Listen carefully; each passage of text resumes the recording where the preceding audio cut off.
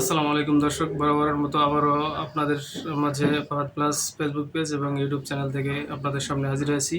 আজকে আমাদের আলোচ্য বিষয় আছে লাভ ও ক্ষতি নিয়ে।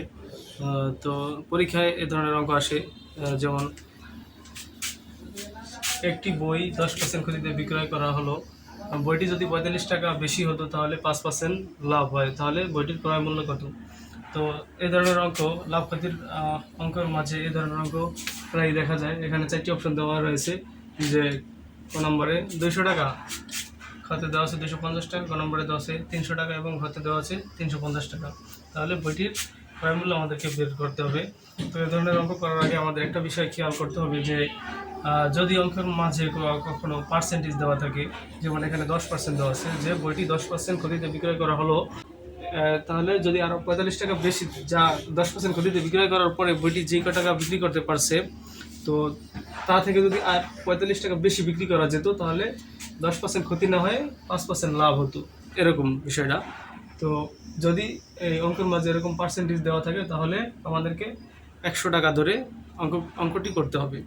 তো এদিকে খেয়াল রাখবো যে অঙ্কের মাঝে পার্সেন্টেজ দেওয়া আছে কিনা। যদি পার্সেন্টেজ দেওয়া থাকে তাহলে আমরা 100 টাকা চিন্তা করব, যে মূল হচ্ছে 100, তাহলে 100 ধরে অঙ্কটি করব। তাহলে যদি বইটি 10% ক্ষতিতে বিক্রয় করা হয়, তাহলে মানে 100 টাকার বইটা, যদি বইটার দাম 100 টাকা হয়, তাহলে 10% ক্ষতিতে বিক্রয় করা হয়েছে, তার মানে 10 টাকা ক্ষতি হয়েছে। 100 টাকায় 10 টাকা যদি ক্ষতি হয়, তাহলে থাকে 90 টাকা। আচ্ছা, এটুকু আমরা বুঝলাম। এরপরে যদি বলা হয় যে আরও 5% বেশি লাভ হয়, আর যদি 45 টাকা বেশি বিক্রি করা যেত, তাহলে 5% বেশি লাভ হতো। 5% লাভ মানে কি, 100 টাকার বইতে আর 5 টাকা বেশি লাভ হইতো, তাহলে 5 টাকা লাভ হলে 5 যোগ হবে এর সাথে, তাহলে আমরা যোগ করলে পাই 105 টাকা। 105। এখন এই দুইয়ের মাঝে ব্যবধান কত? দুইয়ের মাঝে ব্যবধান হচ্ছে 105 থেকে 90 বাদ দেব, 90 বাদ দিই,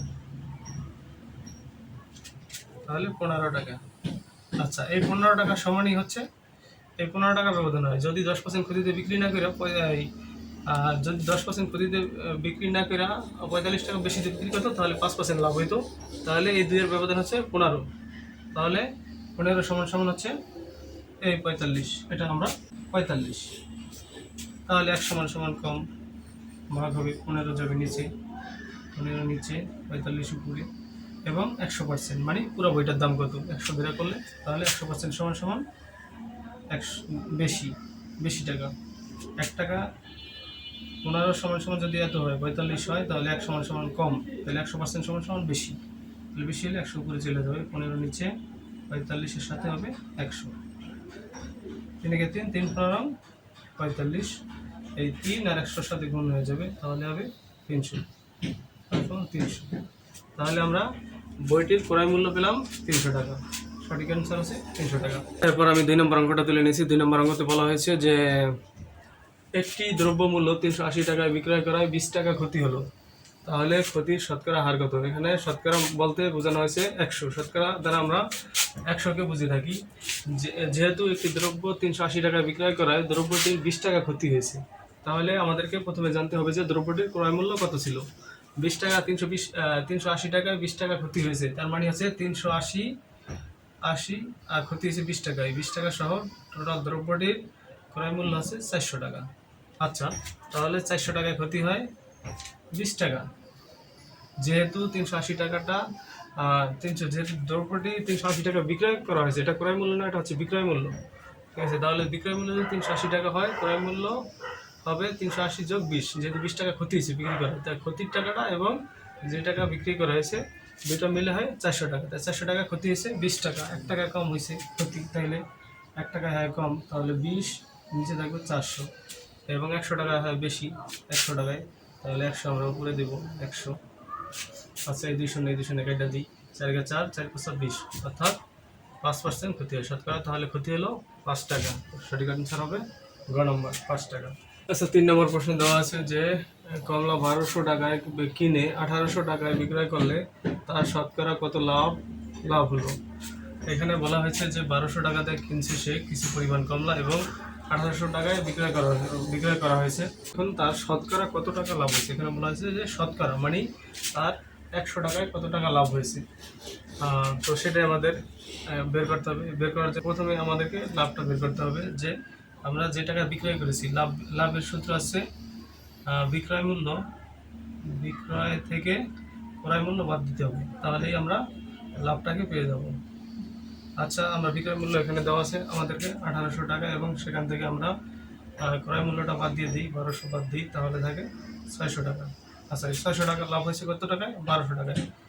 1200 টাকায় আমরা লাভ পেলাম 600 টাকা, তাহলে 1 টাকা অবশ্যই কম লাভ পাইছি। 600 থাকবে উপরে এবং 1200 থাকবে নিচে। আচ্ছা, এখানে বলা হয়েছে যে শতকরা সে কত টাকা লাভ পাইছে। শতকরা মানে কত টাকায় লাভ পাইছি? শতকরা মানে হচ্ছে 100 টাকা।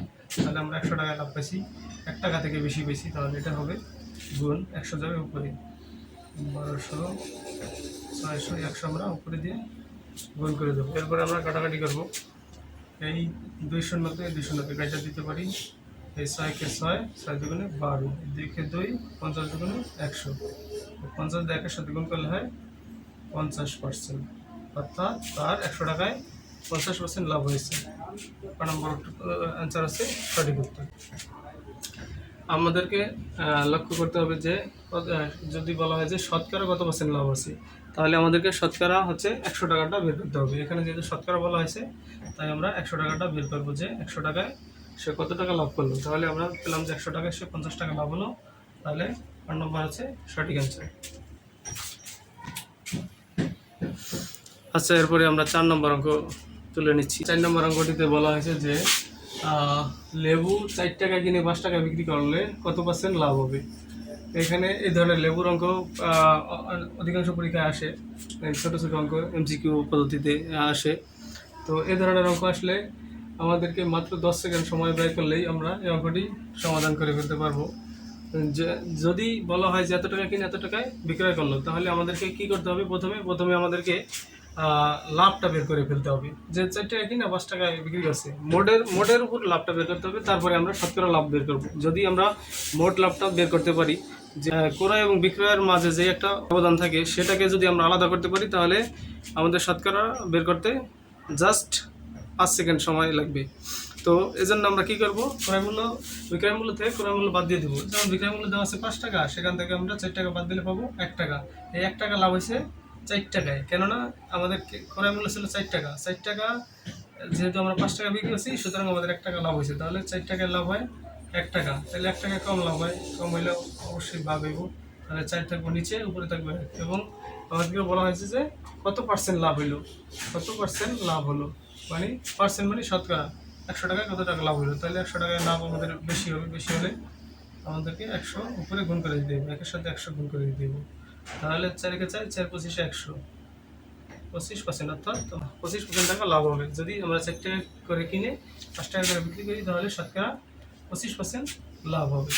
সর্বশেষ অঙ্কটিতে 5 নম্বর অঙ্কটিতে বলা হয়েছে যে একটি দ্রব্য ক্রয় করে 25% ক্ষতিতে বিক্রয় করা হলো, তাহলে ক্রয় মূল্য ও বিক্রয় মূল্যের অনুপাত নির্ণয় করো। তো ক্রয় মূল্য এবং বিক্রয় মূল্যের অনুপাত নির্ণয় করতে হবে। যেহেতু এখানে 25% বলা হয়েছে, মানে শতকরা 25 টাকা ক্ষতি হয়েছে, 100 টাকায় 25 টাকা ক্ষতি হয়েছে। তাহলে আমরা লিখবো যে 25% ক্ষতিতে 100তে ক্ষতি হয় 100 মাইনাস 25, অর্থাৎ 75 টাকা তার ক্ষতি হয়েছে। এখন ক্রয় মূল্য হচ্ছে 100 টাকা এবং বিক্রয় মূল্য আমরা পেলাম 75 টাকা, এবং এই দুইটার মাঝে অনুপাত নির্ণয় করতে বলা হয়েছে। তাহলে 100 অনুপাত 75, আমরা এটাকে 25 দিয়ে কাটতে পারি। এটাকে আমরা 25 দিয়ে কাটতে পারি। 4 25-এ 100, 3 25-এ 75, অর্থাৎ 4 অনুপাত 3। তাহলে এখানে ক নম্বর দেওয়া হচ্ছে যে 4 অনুপাত 3, সঠিক অ্যান্সার হচ্ছে ক নম্বর 4 অনুপাত 3। ক্রয় মূল্য এবং বিক্রয় মূল্যের অনুপাত হচ্ছে 4 অনুপাত 3।